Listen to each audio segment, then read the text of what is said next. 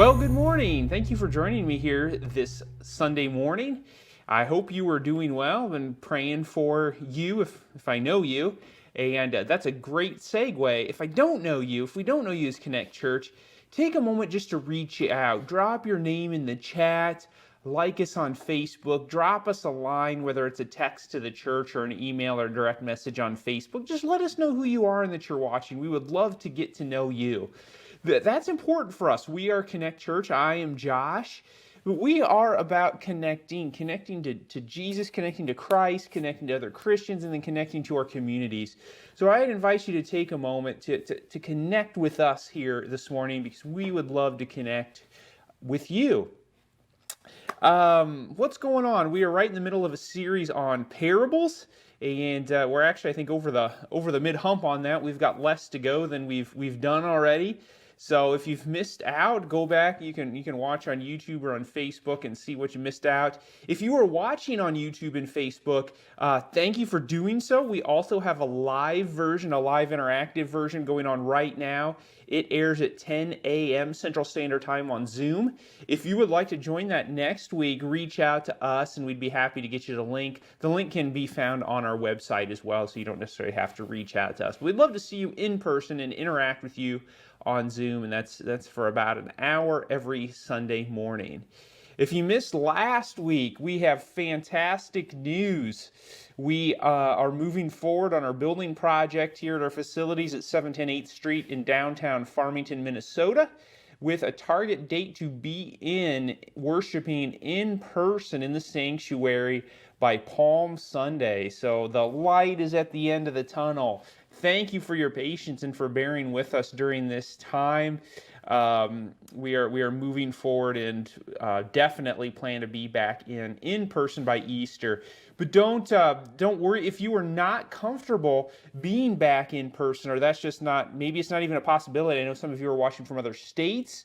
This will continue to air, so we will continue to broadcast via Facebook and YouTube to be able to stay in touch with you, particularly those of you who connected with us during this pandemic. So thank you for doing so. Every Wednesday night, 7 p.m. on Zoom, we have small group. I encourage you to join that. You can reach out to us for the link on that. If you get our emails, the link is always there. But do not hesitate to reach out to us at church, and we'd be happy to have us join, because we need to stay connected anyway, particularly during the pandemic, and even more particularly during a pandemic in Minnesota, where our outdoor opportunities are extremely limited. So that's what's up and coming. So with all of that said, thanks for hanging in with me thus far. Let's go ahead and jump in to our next parable. Whoa, yeah, you can tell us. Yeah, hello, it's us, all right? We'll be fine. Yeah. Okay, we three feel like that sometimes you guys don't get that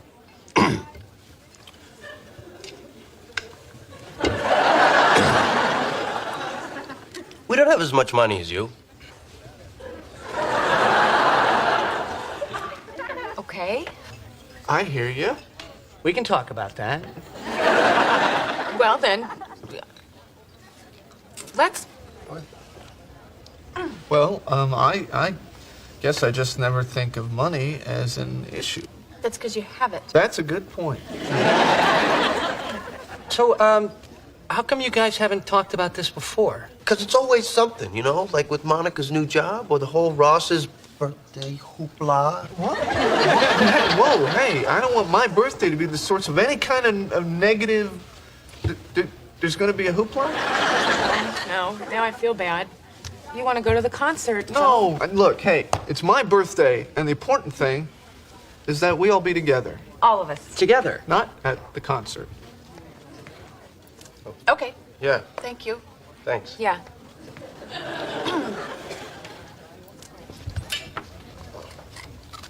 So, the Ebola virus. That's gotta suck, huh? How much money do you make? What's your salary? Or what's your hourly wage? Those are questions we do not like to ask, and those are questions we are just as hesitant or even more hesitant to answer. The typical answer to that is none of your business, and that is the polite way of putting it. And there are reasons why we don't share things, why companies guard, hold very close to the chest what they pay their employees, particularly from other employees. They don't want each other knowing what everybody else makes. Man, you can really drum up some tension and some anger and some animosity within your company if you start letting everybody know what everyone else makes. I mean, even think about, Super Bowl is next week. Think about the tensions it's caused on football teams, NFL teams particularly, when the team or the coaches or even the fans don't feel like the highest paid player, whether it's a quarterback or whoever it might be, usually it's a quarterback, is not living up to the massive contract or not pulling his weight. Creates all sorts of problems. Why? Why is the issue of income and money and what we make so private? I mean, to a certain degree, I suppose it's a cultural issue. If you do some research and look at other people around the world, not everybody is so prickly upon when it comes to what people make. A lot of people just feel like, man, I don't like talking about it. We don't deal with it because I feel judged. People will judge me for what I make, for how I spend my money, for my standard of living compared to what I make. I know one person who was extremely adamant that such things are nobody's business but theirs, but couldn't come up with a reason why besides it just is. I do think there's something to that, though, that judgmentalism plays a big part of them. Big part of this, that people are going to judge me based upon what I make and how I spend my money. Social status probably plays a part in it too. We often use money and use our income to compare ourselves with other people. I don't mean that every single person does this, but it's often how we socialize and how we categorize people. Anybody nervous yet? Like, where is he going with this? I hope we're not going to be talking about. He's going to ask us to start putting down in the chat what we make. Don't worry. A rich man came up to Jesus and asked him what he needed to do to have eternal life. Jesus ends up telling him to go sell all that he has and give it away. And Jesus goes on to say that it's difficult for wealthy people to enter his kingdom. Matthew chapter 19. One of his disciples, the apostle Peter, then asked Jesus, well, okay, then what about us? What about me? What about those of us, these disciples, including myself, who have left everything to follow you? We are now poor, probably, because we have given everything up to follow you. What about us? Certainly, if that's what you told that rich man, this is not an issue for me, for us, because we have given up everything. We have done what that rich young man wouldn't do, go sell all that he has. So then, what reward do I get? What reward do we get if we've given up everything? Jesus responds in the end of chapter 19 of Matthew. The reward will be great for those who give up much and follow him. But then Jesus says something else that kind of fits but doesn't quite fit. He says, those who are last will be first and first last. What does Jesus mean by this? Does Jesus mean that Peter and the disciples, by giving up much, will be first because they have somehow made themselves last? They will be first? Maybe. I'm not sure. And this leads into our parable today. And let's look at this. So Matthew chapter 20. If you've got a Bible, turn there. It'll be up here on the screen. I'm back to the old faithful English Standard Version. And that's what I'll be reading through today. 1 through 16 is what I am going to read for us this morning. For the kingdom of heaven is like a master of a house who went out early in the morning to hire laborers for his vineyard. After agreeing with the laborers for a denarius a day, he sent them into his vineyard. And going out about the third hour, he saw others standing idle in the marketplace and said to them, "You go into the vineyard too, and whatever is right I will give you." So they went. Going out again about the 6th hour and the 9th hour, he did the same. And about the 11th hour, he went out and found others standing, and he said to them, "Why do you stand here idle all day?" They said to him, "Because no one has hired us." He said to them, "You go into the vineyard too." And when the evening came, the owner of the vineyard said to his foreman, "Call the laborers and pay them their wages, beginning with the last up to the first." And when those hired about the 11th hour came, each of them received a denarius. Now when those hired first came, they thought they would receive more, but each of them also received a denarius. And on receiving it, they grumbled at the master of the house, saying, "These last worked only 1 hour, and you have made them equal to us who have borne the burden of the day and the scorching heat." But he replied to one of them, "Friend, I am doing you no wrong. Did you not agree with me for a denarius? Take what belongs to you and go. I choose to give to this last worker as I give to you. Am I not allowed to do so? Am I not allowed to do what I choose with what belongs to me? Or do you begrudge my generosity? So the last will be first, and the first last." This parable probably should causes us to shift in our chairs a little bit and kind of like, They generate some unsettling, difficult, and perplexing questions. This should cause us to begin to question, have I really heard, what Jesus is saying? What is he saying? What is Jesus trying to tell Peter? For that matter, who is Peter in this parable? If we want to go in that direction, I kind of warned us earlier about making one-to-one equations, but what is Jesus trying to get across? Who does Jesus want Peter to identify with? Who am I in this parable? Is Peter or they or we the workers who have been with the master from the beginning and worked all day? Do we receive the same reward as latecomers? Or are we latecomers?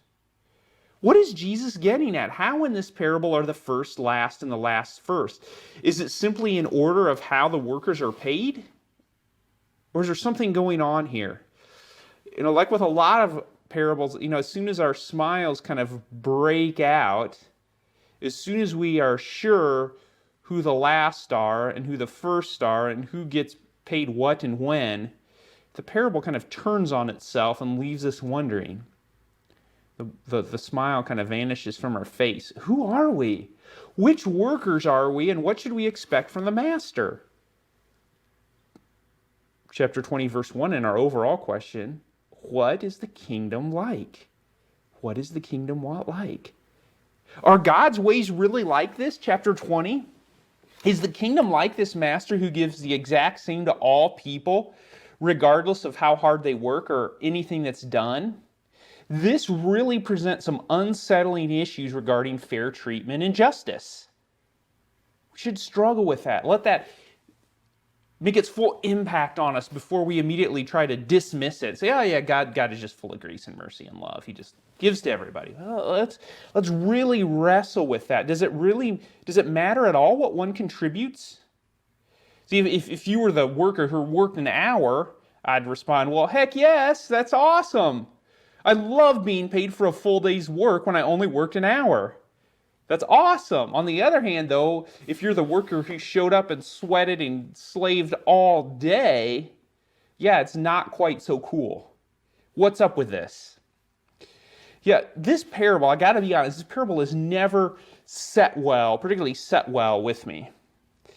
It struck me as profoundly unfair, full of injustice. Because our very society here in 2021 and backwards is really based upon compensation and payment for the amount of work that's done. And to a certain extent, Jesus' society would have been structured around that way as well. Has an injustice taken place in this parable? Is the master's treatment of his workers fair?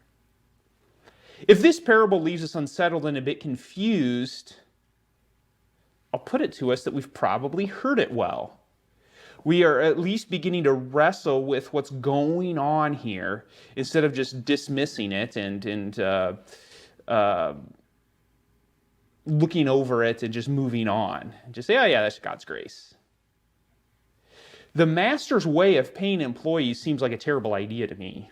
You'll quickly have a bunch of angry workers, or none at all, or at least a handful or a bunch of workers who simply decide to show up for the last hour of work and expect to be paid for an entire thing.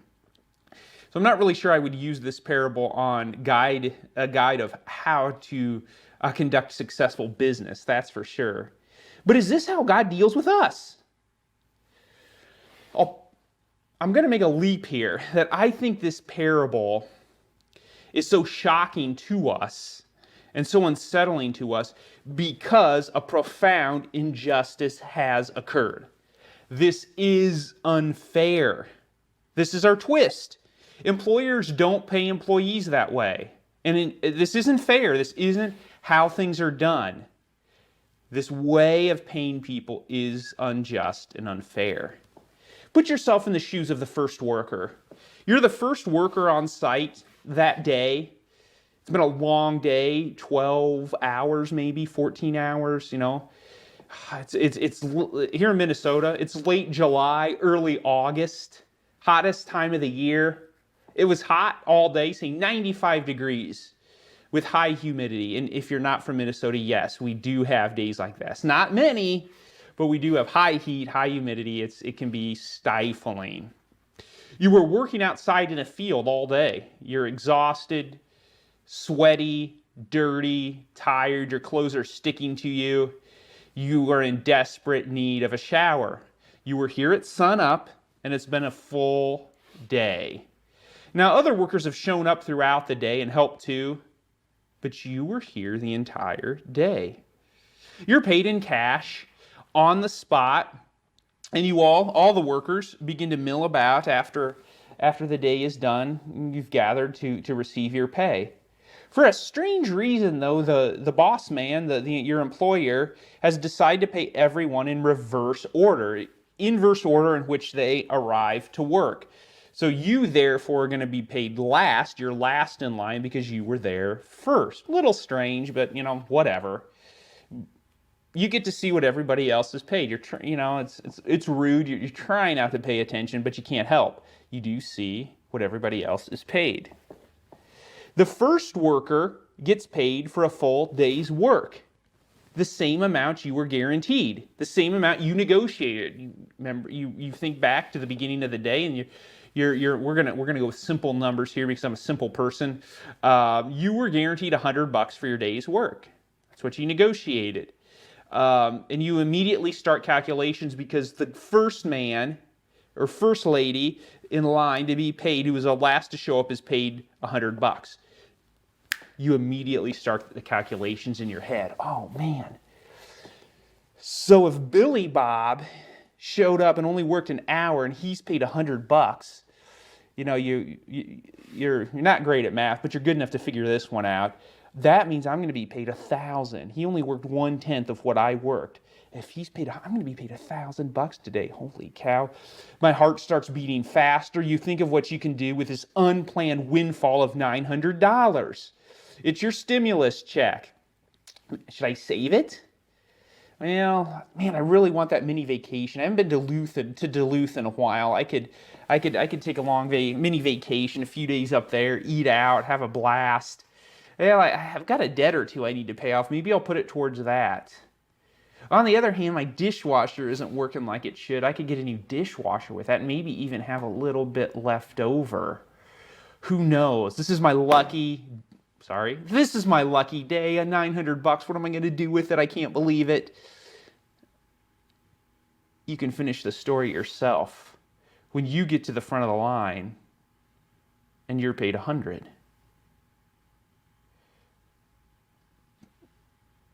Like my brain can't quite process this. This goes against everything I know. Doesn't the boss appreciate the work that I've done? I'm probably get to the point where I'm choking on my rage and frustration. Highly disappointing and bitter. I think, now I can't say I know, I'm going to say I think. All right, I think this parable, chapter 20, with the context it's coming in, with what comes before the rich young ruler, what comes after, is more about how we react than it is about how God does things. I think this is less about how God does things and whether he is fair or just or not, and more about, God is those things. Don't get that's not how I think of God. But I think Jesus is getting at this is more about how we miscalculate where we think or where Peter thinks he should rank in his kingdom. I think this fits better with what's going on. This is about how we miscalculate how we rank in Jesus' kingdom. We are warned in this parable and the surrounding interactions of Jesus back in chapter 19 and later in chapter 20 not to start doing the work-reward calculation in our head. Where do I rank? I've given up everything. I must be first. Or if you think through it, I've given up everything. I've moved from first to last, so I'm last, therefore I must be first. If you can track with me there. That's what Peter's doing in his head. But do we begrudge God and others when Jesus says it's not like that? It's not that easy. One writer perceptively asks, how do we respond when the kingdom of heaven is less than we expect? How do we respond when the kingdom of heaven is less than we expect? Do we begin to begrudge God? See, overall, throughout the Gospels, pick any one you want, the kingdom that Jesus shares with his disciples and with his people is decidedly below their expectations. When we talk about kingdom, we think about all sorts of wonderful, glorious things. We're in the midst of watching this show on, I think it's on Peacock, NBC's streaming channel, Escape to the Chateau. And these English people have moved to France to shop and purchase rundown chateaus to fix them up. And you think of this French chateaus and these grandeur, but once you get into them, they're falling apart and they're money pits. But kingdom, oh my goodness, we think of wonder and beauty. And Jesus always says, my kingdom is not like that. Jesus' kingdom continually expect things like suffering, persecutions, trials, and difficulties. Jesus' king. What is your response when Jesus' kingdom is decidedly less than you expect? How do we as Jesus' people respond when things don't go as we've calculated or figured? Are we really okay with the first being last and the last being first? Are we okay with when things seem unfair? That seems to be what Jesus is getting at here.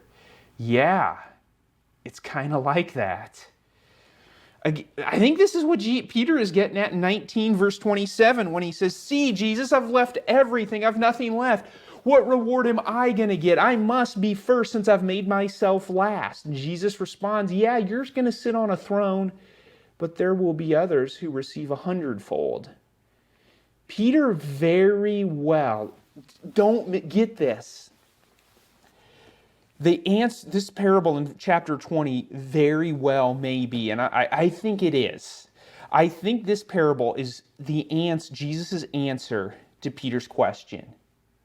That Peter is the first worker who's calculating his reward only to be disappointed.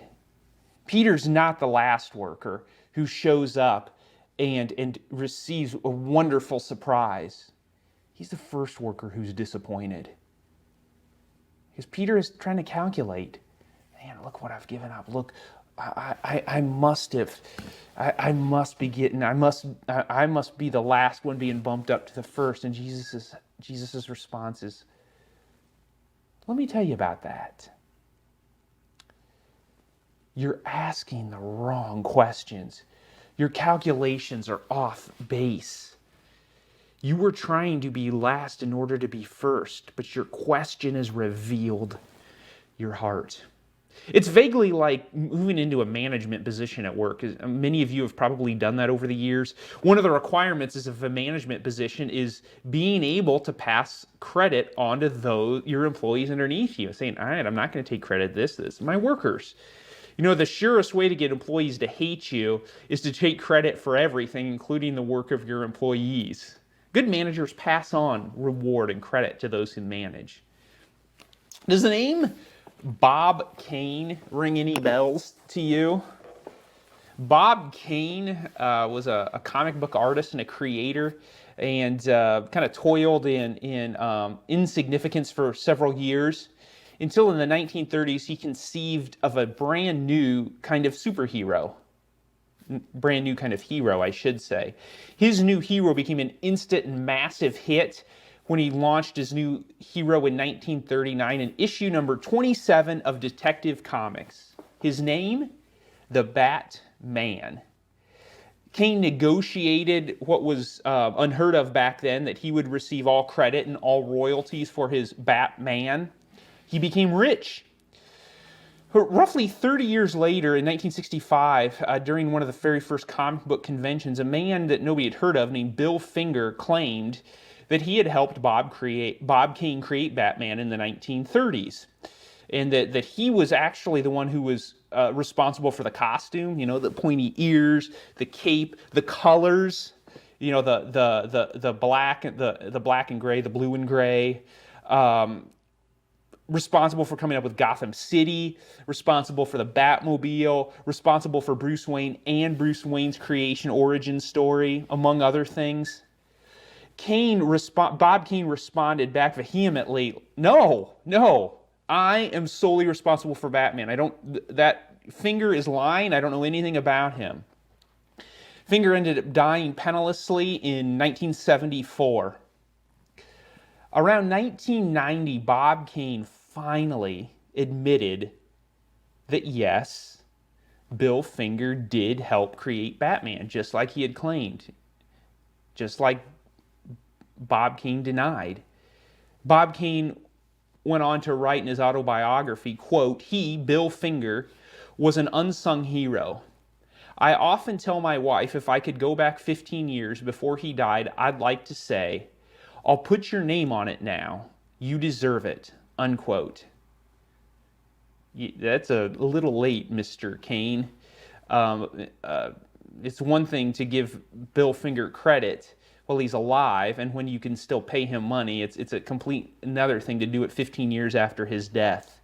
And I'm glad he finally fessed up, Mr. Bob Kane, but it was 15 years after Bill Finger's death. It wasn't until 2015 that DC Comics finally agreed to recognize Bill Finger as co-creator of Batman. So I've got two different, back to my comic stuff, Bill Finger. So this was published in 2012, this Batman. And I'm going to hold this up so you can see it. If I can get it here. Batman, created by Bob Kane, 2012. This one, which I showed last week, published in 2018.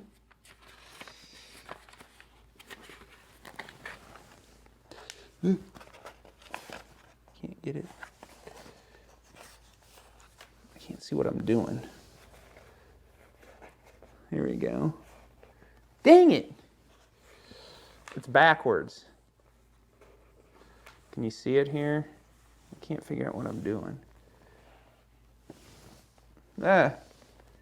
Batman, created by Bob Kane,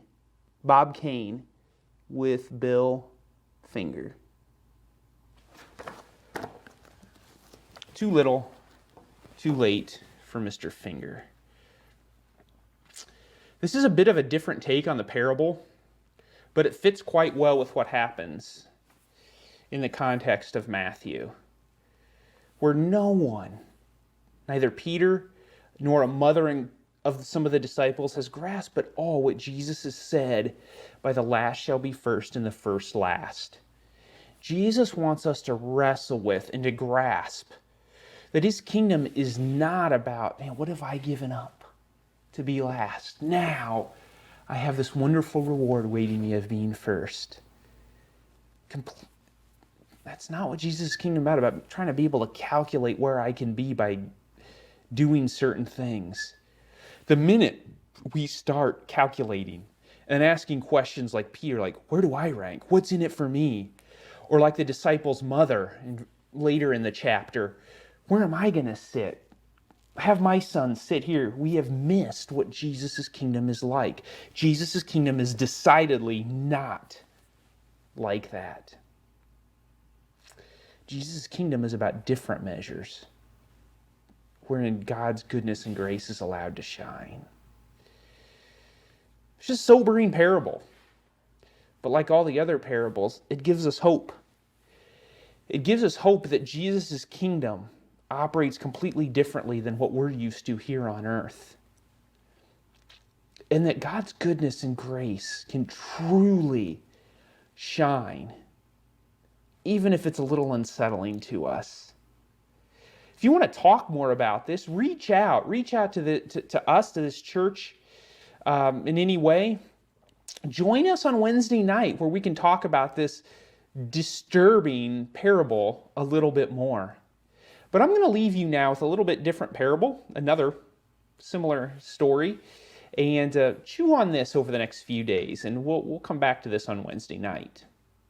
A local bicycling club revamped itself and wanted to emphasize how it was building and strengthening the surrounding community and enriching the cycling community itself, instead of focusing on what its members received as club members.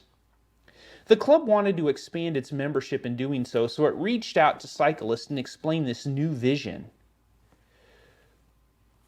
One potential member, upon hearing about this and what the club was trying to do, responded, yeah, that's great, all this enriching the community and enriching the cycling world. But what's in it for me? Do I get discounts on bike repair, bicycles, and free equipment for my participation? The club decided to reject this person's application for membership. He who has ears to hear, let him hear. Let's close in prayer today. Lord, thank you for gathering us here today, even virtually. May we have ears to hear your message today, be deeply challenged by your parable, that we would be unsettled, that we would be shaken out of our comfort, wherever we might be in this parable, to be challenged by what your kingdom is really like. Give us the strength to really consider these issues, to wrestle with them, to live out your grace and your generosity in your kingdom through the empowering of your Spirit. And in Jesus' name we pray, amen.